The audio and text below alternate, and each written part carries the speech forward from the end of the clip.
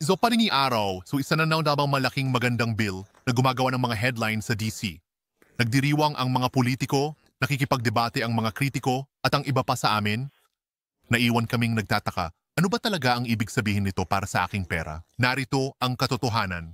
Anuman ang nangyayari sa Senado, ang tunay na kapangyarihan sa pananalapi ay hindi tungkol sa paghihintay sa mga politiko na baguhin ang iyong buhay. Doon ay tungkol sa paggamit ng mga tool na mayroon ka na. At oo, pinag-uusapan ko ang tungkol sa iyong kredito.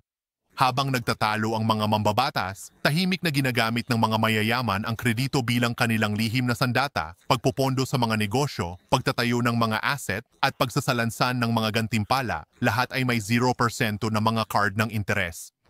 Samantala, karamihan sa mga tao ay natigil sa gilid, nawawala, umaasa lamang sa isang miracle bill. Ngunit bakit maghintay para sa Kongreso kung maaari mong kontrolin ngayon? Ang My eBook Leverage Your Credit ay ang playbook para gawing tunay na cash, asset at kalayaan ng iyong credit. Walang kinakailangang politika. Kaya laktawan ng debate. Kunin ang iyong kopya ngayon at gumawa ng sarili mong malaki, magandang tagumpay sa pananalapi. I-click ang link sa paglalarawan upang makapagsimula.